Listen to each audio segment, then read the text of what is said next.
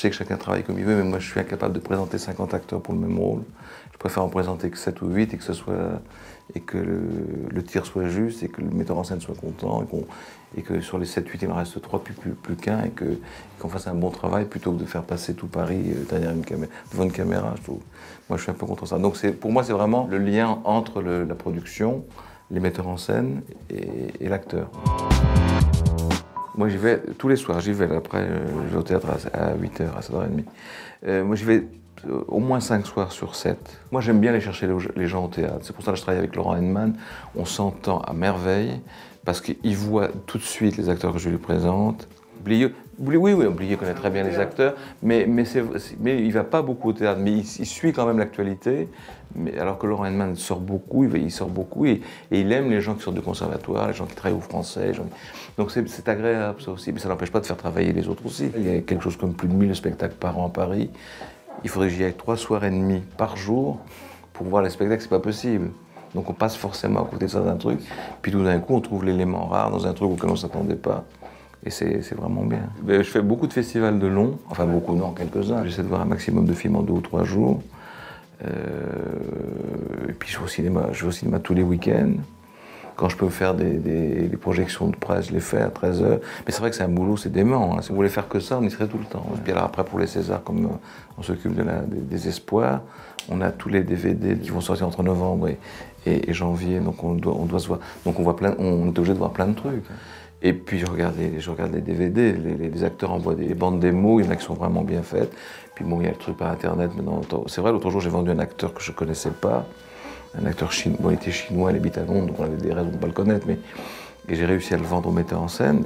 Son agent m'a envoyé une bande démo formidable, très proche de ce qu'on cherchait. L'outil internet sert à ça. En plus, je pense que les castings, on a tous un peu nos écoles. Il y a des gens qui sont peut-être plus branchés, acteurs pris dans la rue, gens pris dans la rue, acteurs débutants.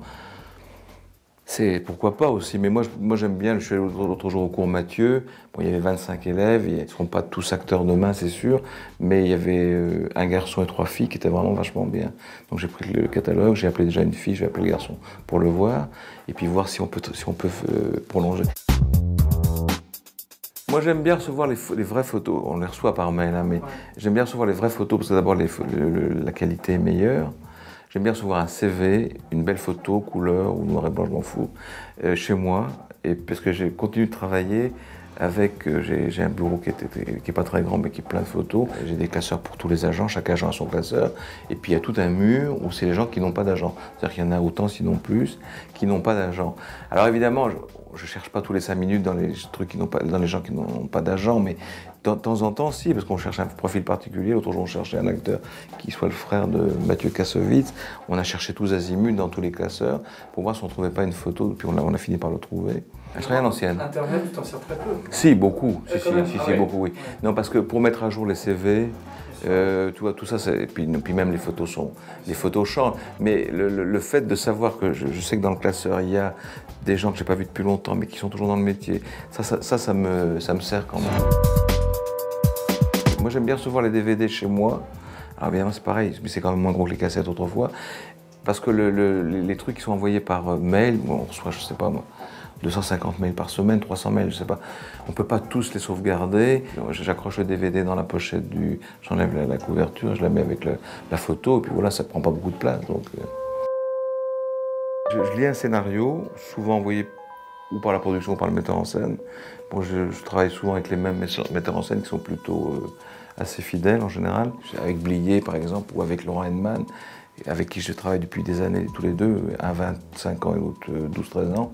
Donc je sais comment ils fonctionnent, je sais vers quel genre d'acteur il faut aller. Bon. Donc c'est assez facile. Puis il y a des metteurs en scène que je ne connais pas, donc on y va un peu à tâtons. Alors moi, la première chose, quand je lis un scénario, je dis, s'il n'y a pas le rôle principal, je dis surtout ne me dites pas à qui vous avez pensé. Moi je veux lire ça vraiment tout à fait à plat, parce que si on te dit on a pensé à, je sais pas, à Julie Depardieu, tu lis le rôle avec Julie Depardieu et tu cherches pas autre chose, donc c'est stupide. Donc déjà je veux ça, je vais être complètement vierge là-dessus. Et puis après je vais vers le metteur en scène et le producteur, ou l'un ou l'autre, ou les deux en même temps. et j'apporte, je me prépare des feuilles avec des photos dessus. Mon assistante me prépare ça avec des petites photos, je ne leur montre pas. Et puis voilà, on commence un débat et puis je commence à lancer un nom, 2 noms, 3 noms. Ça c'est pour les rôles principaux. Et puis voilà, tout d'un coup, je me dis, ah oui, on avait pensé, elle, on n'avait pas pensé. Et puis l'échange s'installe comme ça. Et après, à partir de 2 ou 3 noms, on décline d'autres noms si c'est possible. On se dit, oh non, ce serait peut-être bien de taper plus haut, parce que sinon on n'arrivera pas à monter le film. Et pour ce qui est des rôles secondaires importants ou même moins importants, je prépare toujours entre 10 et 15 photos, 20 photos maximum, par rôle, avec un éventail d'acteurs. Ça peut être très éclectique, parfois ça peut aller de gens très différents, mais qui pourraient jouer ce personnage. Le metteur en scène me teste, je le teste aussi quand je ne le connais pas, pour savoir si je pique au bon endroit. Et après, bon, on dit par exemple, bon, je veux voir 5 acteurs pour ce rôle, 5 pour celui-là, 10 pour celui-ci. Parfois il y a des rôles compliqués, on en a vu 15, 20, puis ça ne marche pas. Alors après, il y a les essais. Moi, je ne suis pas fan des essais. Enfin, il y a des metteurs en scène avec qui je suis obligé de faire des essais. Mais en général, c'est vraiment un échange. Moi, quand j'ai un CV devant moi, si je pense être assez juste par rapport au rôle, je sais faire parler une photo, je sais faire parler un CV. D'abord parce que j'ai vu beaucoup de choses de ce que l'acteur a fait ou au théâtre, ou en essai, ou au cinéma, ou à la télé, ou dans des courts-métrages. Et après, c'est à vous de dire, bon ben voilà, je pense que tu devrais voir ces 3, s'il ne les connaît pas, le metteur en scène, parce que je pense qu'on est dans la bonne direction. Alors après, ça marche ou ça ne marche pas, mais j'essaie comme ça. Je ne suis pas contre les essais forcément, mais je pense qu'il y a aujourd'hui une façon de travailler qui fait que on montre un maximum de gens. Alors je sais qu'il y a des metteurs en scène qui aiment ça, mais je les vois regarder, après ils zappent. Puis finalement, quand vous avez au bout de 20 acteurs, vous ne voyez plus personne. C'est très difficile, à moins que le metteur en scène soit très à l'écoute chez lui, regarde ça tout seul et tout. Mais quand on regarde ça entre le producteur, les assistants, tout le monde regarde ça, tout le monde s'en mêle. Je pense qu'il faut avoir suffisamment de recul par rapport aux acteurs que l'on cherche pour se dire, je pense que dans cette brochette de 10 acteurs, il y a le rôle. Bon, si ça n'arrive pas, on va agrandir, on va avoir 15, 20, 25, 30. C'est arrivé, ça m'arrive parfois. Mais c'est vrai que normalement, on devrait être suffisamment au courant de ce que les acteurs font, ont fait, les avoir vus jouer. Parce qu'il y a des gens que j'arrive à vendre vraiment, alors que le metteur en scène me dit « mais non, c'est pas du tout ça, c'est pas le look, elle est trop jolie sur la photo ». Je dis « mais ne t'inquiète pas, c'est une photo ». Tu la vois dans la vie, tu fais des essais, elle vient moins maquillée et tout, et tu verras que ça peut être... Donc c'est aussi à nous de faire ça, de défendre les gens. Ce qui ne veut pas dire qu'on fait travailler toujours les mêmes personnes, parce que dans chaque film, il y a des rôles totalement différents. Donc à chaque fois, c'est une nouvelle aventure. Parce que parfois, il y a des acteurs qui me disent « mais tu m'as jamais fait travailler ». Je dis oui, c'est vrai que c'est arrivé, on ne s'est jamais vu. Et puis 1 an après, il y a un rôle important. Il passe pas l'essai, mais il rencontre le metteur en scène et il est pris. Et c'est comme ça, il n'y a pas de... Si on avait un catalogue en disant ben, on prend lui, ce serait trop facile. Ça se saurait. Et on serait très riche. Et tout le monde voudrait être dans le catalogue. Et tout le monde voudrait être dans le catalogue. Ouais. Et on serait très riche. Je ne suis pas contre les essais à tout prix, mais je ne suis pas pour à tout prix non plus. C'est-à-dire que si c'est des essais pour des essais, ça m'insupporte.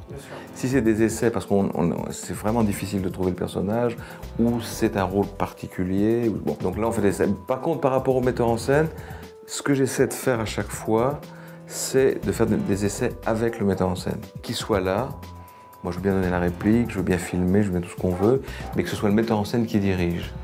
Parce que c'est hyper important. Alors je sais que parfois c'est pas possible, puis il y a des metteurs en scène qui n'ont pas très envie de ça, mais à 90% des cas, je sais que par exemple Blier, il adore être là pour les essais. Il écrit une scène spécialement pour les essais, qui sera pas jouée après. Parce qu'il a raison, une fois que des essais ont été passés, si l'acteur est pris, quand il joue, c'est plus naturel. Mais c'est très peu, il y a très peu qui font ça. C'est une demi-heure, ouais. Et t'envoies les textes avant? Ah oui. Les essais tels que je veux les faire moi, c'est vraiment, même il y a des metteurs en scène qui veulent que l'acteur ait lu le scénario pour qu'il comprenne, parce que t'arrives, t'as une scène, il y a quelqu'un on parle d'un mort, l'acteur ne sait pas qui est mort, ou pourquoi il est mort. Enfin, et c'est vrai qu'il y a des metteurs en scène qui disent non, vous envoyez le scénario avec la scène à apprendre. Et je pense que c'est ce qu'il faudrait faire tout le temps. C'est parfois très cruel parce qu'il y a des acteurs qui vous invitent, un acteur qui vous invite pour voir un spectacle. puis c'est un autre acteur dans la pièce qui vous intéresse. Mais ça c'est comme l'acteur qui donne la réplique au conservatoire, et c'est la réplique qui est prise. Ça c'est des trucs, mais c'est cruel, mais ce métier est cruel, il faut le savoir, et qu'il n'y a pas de loi. Un metteur en scène un jour m'a dit, écoute, pour ce rôle-là, pour ces 2 rôles de filles, je veux voir tout Paris.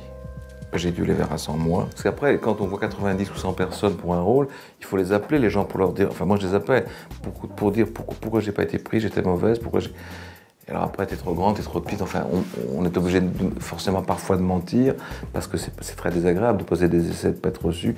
Alors il y en a qui sont très loin du compte, on peut le dire, mais c'était pas du tout ça, on s'est planté, on a essayé, puis après, quand il en reste 5 ou 6, bon, bah, après, c'est ce qu'on voit sur l'image quand on regarde les essais sur un écran. Il y a parfois des choses comme ça qui paraissent évidentes quand on regarde, et on les voit sur l'écran, et puis c'est pas celui qui avait l'air le mieux en direct, qui est le mieux sur l'image. Donc après, ça c'est la magie de l'image, les gens l'ont pas, et ça après, ça nous dépasse complètement. Ce qui m'énerve le plus, c'est des acteurs qui